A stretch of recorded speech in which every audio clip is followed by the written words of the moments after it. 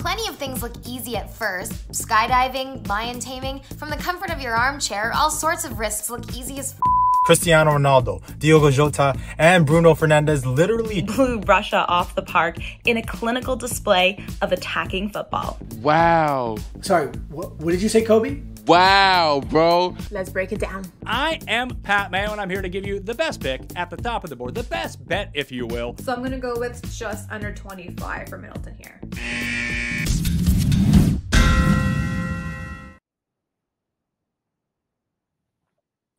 Welcome back, everybody, to Layin The Points with Luca Rosano. I'm your host, Luca Rosano, back with this April 8th edition of the show. It is Friday here in the 6th, and we got a lot of 6 to talk about. Toronto sports, man, all-time high right now.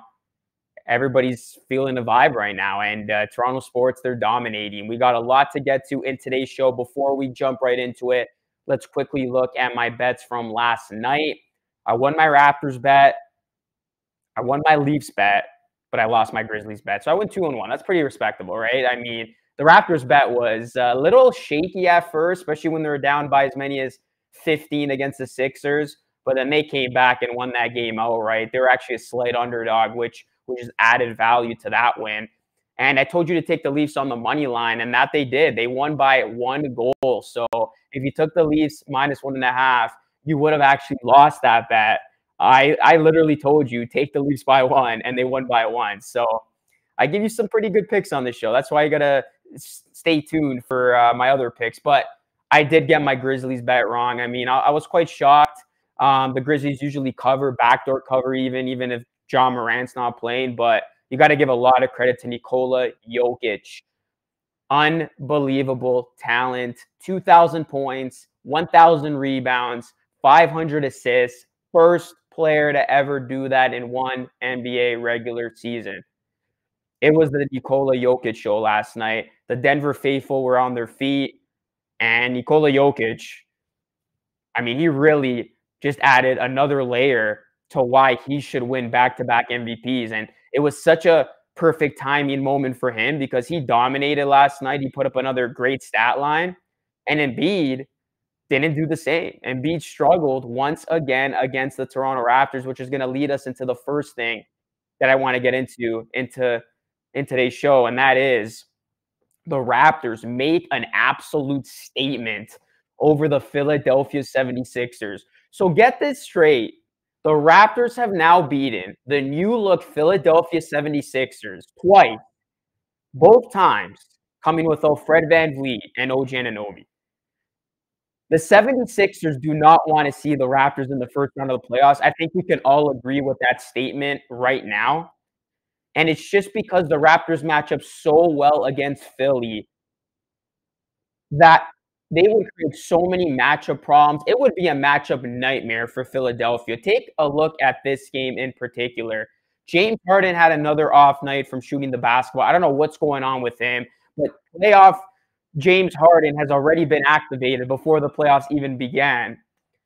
Joel Embiid, he is struggling against the Raptors. I mean, Joel Embiid, he is putting up some of his worst numbers of his career against the Raptors. You look at him, he's got a career average of 20.8 points per game against the Raptors. That's the second worst against any team in the league. Nick Nurse has Joel Embiid figured out down low. Doc Rivers continues to frustrate Sixers fans with his lack of in-game adjustments, and he's got so many questionable decisions to his name this season. Matisse Thybulle wasn't in this game because he's not vaccinated. The Sixers' depth really lacked in this one. And Pascal Siakam owned the MVP frontrunner in Joel Embiid inside, as Siakam outplayed Joel Embiid in this one, as he had an incredible stat line of 37 points, 12 rebounds, and 11 assists for a second triple-double of the season and the third of his career.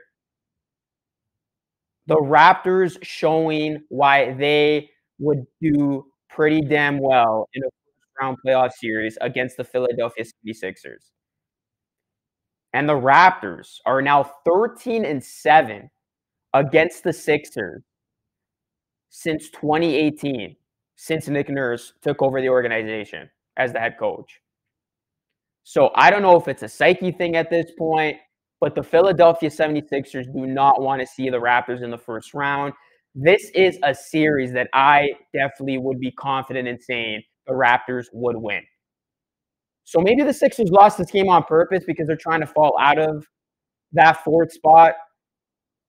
But, I mean, the Boston Celtics are right behind them. So it's going to come down to either the Celtics or the Sixers to play the Raptors in the first round. I know the Bucks still have a chance to fall to fourth, but that win over that win that they got the other night, that basically solidified that they'll be the 2 seed. So now it's really going to come down to either the Celtics or the Sixers to play the Raptors in the first round. And I personally want the Sixers. I've been saying that since day one.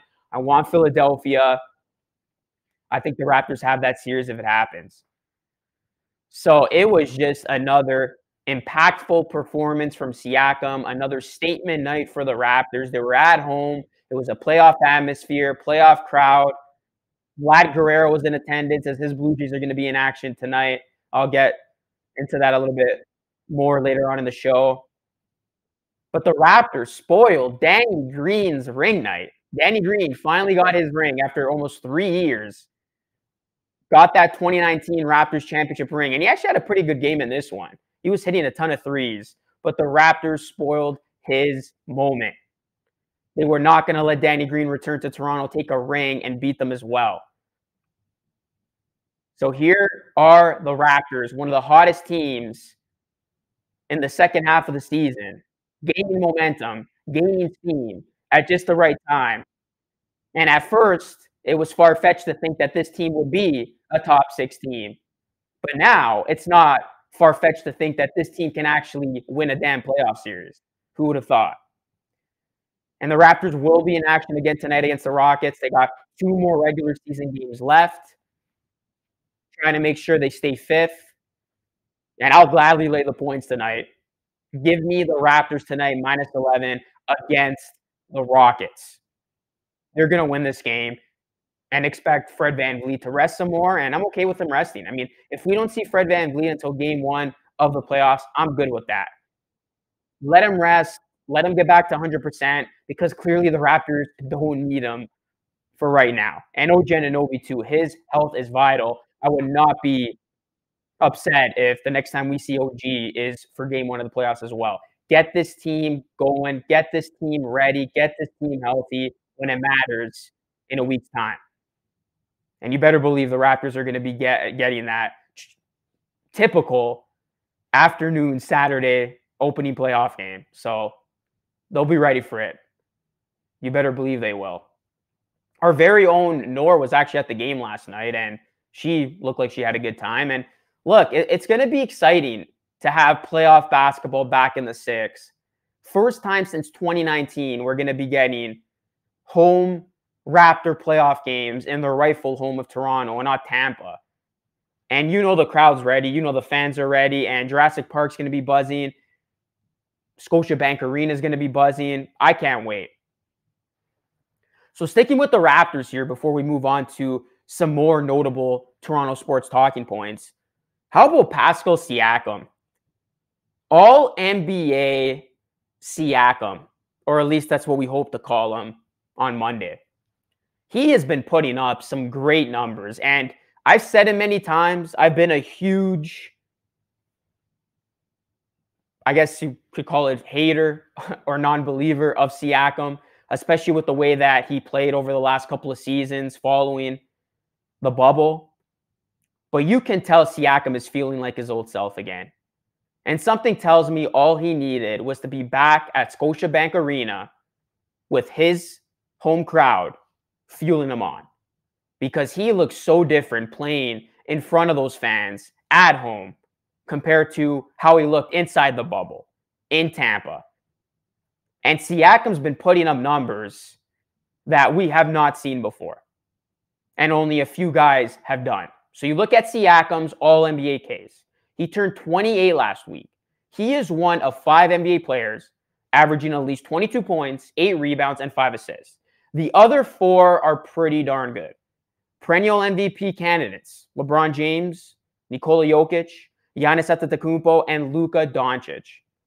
And with 2 games left to play, he's on pace to becoming the first player in Raptors franchise history to put up those numbers over the course of a full season. No Vince Carter, no Kawhi Leonard, no Kyle Lowry, no Chris Bosh. No one has ever put up these numbers that we're seeing from Siakam this season. His efficiency is higher than it's been since he was a low usage player earlier in his career. And the Raptors are in 5th. They exceeded almost everybody's expectations. And you look at when Siakam is on the floor, the Raptors have outscored opponents by 252 points, which is absurd. And they've only outscored their opponents by 60 with him off the court. Huge discrepancy. So you look at Siakam when it comes to All-NBA, he deserves to be an All-NBAer. I know a lot of people have penciled in Jimmy Butler ahead of Siakam, but I disagree with that. I think Siakam deserves it more than Jimmy Buckets. And for those of you who might say, well, Siakam didn't make the All-Star team, how can he be considered as an All-NBAer? That's happened before, where a guy has missed the All-Star game and he's gone on to make it to the All-NBA. Jimmy Butler actually did that a few seasons ago. So Siakam's got the numbers, he's got the consistency, and he looks better than some of the guys who are destined for that top 15 All-NBA list, and one of them being Jimmy Butler. And no disrespect to Jimmy Butler, I'm a huge Jimmy Buckets guy, but Siakam should get that spot over him, in my opinion. So we'll see how Siakam ends the season. He'll probably get the last game off, I would assume. Maybe he plays tonight. But if we do see more of Siakam in the regular season, look for him to just further validate his All-NBA case and his spectacular season, one that has never been seen in Raptors franchise history from a numbers perspective. All right, so sticking to Toronto sports excellence, let's talk Auston Matthews now with the Toronto Maple Leafs. He recorded his 55th and 56th goals in a win against the Stars. And the 24-year-old now claims Toronto's single-season goal-scoring record. His 56th gave the Maple Leafs the victory in overtime, which was ultra special, and set the record for the most goals by a USA-born player in a season. Matthews accomplished both feats in only 66 games and has netted 49 goals in his past 50 games alone. And now he sets the benchmark in Toronto, one he could either continue to build himself or surpass in seasons to come. And you look at Matthews, what he's been doing this season, it is remarkable. He's on pace to win his second consecutive Rocket Richard Trophy of his career. And he has been scoring at such a rapid pace that Edmonton's Leon Draisaitl is the only one who's near Matthews' goal total. And he had 50 entering Thursday's game. So that's how much Auston Matthews has been head and shoulders over his opposition in terms of scoring the puck. He's going to win another Rocket Richard. He's going to continue to add to this goal total. He's going to hit 60. And then all eyes are going to be on him and this Leafs team to see what they do in the postseason. But besides that, it's great to see Auston Matthews have this type of success. He's going to go down as the greatest Maple Leaf of all time. And that's saying something. There's been some great Leafs to ever wear that jersey. But Auston Matthews, what he's been doing this early into his Leafs tenure in his career, his resume is nowhere close to being done with the Maple Leafs. He will end up being the greatest Leafs player of all time. I'm confident in saying that. Now, postseason success needs to be added to that resume along his other great feats. But something tells me the Maple Leafs could just finally get over that hump, make it past the first round. And maybe that's all they need. Maybe once they finally get that monkey off their back and win a first-round playoff series, the sky truly is the limit. But as long as Auston Matthews is healthy, scoring goals in bunches, they're going to have a chance. They're going to have a chance to do some things in the playoffs, which, again, is what every Leafs fan cares about at this point, because we already know the Leafs are a solid team. But can they get it done when it matters the most? That has been the question for almost a decade now. But shout out to Auston Matthews. Incredible accomplishment. I definitely wanted to highlight that on today's show. All right, so from one Toronto sports team to the next, let's talk about the Toronto Blue Jays. The Bluebirds are back. Yes, I still can't believe baseball is back. It's crazy. All these sports all at once. My goodness, so much to bet on. The Toronto Blue Jays, the hype is there. Toronto enters the season with high expectations. That's an understatement. You look at the Blue Jays, they finished 91-71 in 2021 and ended up 4th in the AL East, which is crazy how stacked the AL East was a year ago. 1 game shy of the wild card, missing it completely. But thanks to some key offseason additions, the Blue Jays, believe it or not, are now the favorites to win the American League and have the second best odds at winning the World Series, just behind the Dodgers at plus 850. That's crazy. The Blue Jays went from that little brother that was destined for big things to being that big brother who you need to be weary about. Not only are the Blue Jays one of the favorites to win the World Series, Vlad Guerrero is the favorite to win the AL MVP. That is saying something when you have Ohtani in the same league. So the hype is there. The expectations are set. Now it's time for this Blue Jays team to actually go out and perform. And that starts tonight. The beginning of a 3-game set against the Rangers. And they are going to be sending Barrios to the mound for the opening day. And you look at the right-handed pitcher, he was acquired midseason last year from the Twins before signing a lucrative 7-year, $131 million extension this offseason. So you look at the Blue Jays. Why is the hype real? Well, their pitching looks decent on paper, and their projected opening day lineup, their roster is stacked. You look at their projected opening day lineup for today. George Springer, Bo Bichette, Vladimir Guerrero, Hernandez, Chapman, Gurriel Jr., Biggio, Jansen, and Tapia. That is as stacked of a lineup that you will find across the majors. So it's no surprise that the Blue Jays, who have all these big expectations, are favorites tonight, rightfully so. They are favored by 1.5 runs against the Rangers, and I'm going to lay that.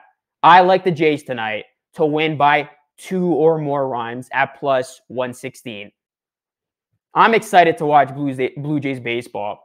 And it's crazy because they haven't had a legitimate season home opener in almost like 3 years now, right? The pandemic, them playing in Dunedin, but they're going to be here. And they played at home towards the end of last season, but there was only 15,000 fans. But it felt like 50,000. Now there is going to be 50,000 fans and a packed stadium at Rogers Center. So that's going to feel like 100,000. The fans are going to be ready to rumble. And you know this Blue Jays team, these players, who have yet to experience, some of them, a home opening day, are going to be ready to feel that electricity and just thrive off it. So expect a big day for the Blue Jays in their opening game. And if you are already signed up with FanDuel, you should be by now. There's another great promotion for tonight. If the Blue Jays score at least 1 run, which they should, you win your bet. You could put up to $25 on it to win $25 back, and that's essentially free money here. I mean, this Blue Jays lineup, highly doubt they're going to get shut out in their first game back at Rogers Center in a very long time for opening day. So take the Blue Jays tonight, -1.5 to beat the Rangers and then some at +116. So there's a lot of Toronto sports tonight. We got the Raptors in basically a nothing game against the Rockets, but you still want to watch the Raptors tune up before the playoffs. And then the big one, the Blue Jays. Everybody's going to be watching that one.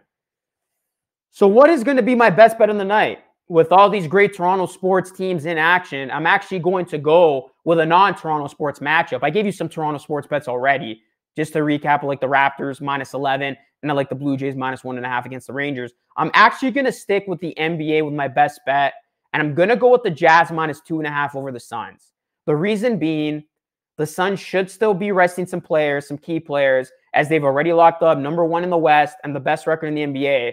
And this is actually a very important game for the Jazz because they're trying to stay 5th. They're not trying to fall to 6th, which the Nuggets could still overtake them for.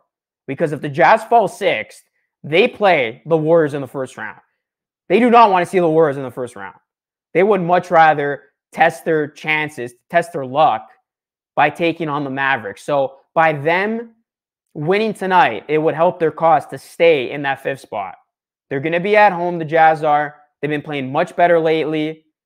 And I know the Suns' second unit can hang with the best of them. They almost came back and erased that 30-point deficit and beat the Clippers in the last game. But I think they're going to have a tough time going against a Jazz team that will have extra motivation to win this game, knowing that they got to lock themselves in that 5th spot. So I do like the Jazz tonight, -2.5. Their offensive rating has been much better lately. I think they will take care of business on their home court. So give me Utah, -2.5 at -110. All right, so that will conclude another great edition of this show. Again, to recap, my bets for tonight: Raptors -11 over the Rockets. Take the Blue Jays -1.5 runs over the Rangers. And take the Utah Jazz -2.5 against the Phoenix Suns. I was 2-1 last night, hoping to go 3-0 tonight. This is Layin The Points with Luca Rosano, coming to you live every single day, Monday through Friday at 1 p.m. Eastern Time. We're streaming live on Twitter, YouTube, Parlay TV. You definitely don't want to miss it. You can download this podcast at Apple iTunes. And yeah, the best is yet to come on the show, so keep it locked and loaded with Layin The Points with Luca Rosano here on the Parlay. Thank you so much for watching and listening. Have yourselves a great weekend. Enjoy these great sporting events, and I'll catch you all again on Monday. Take care.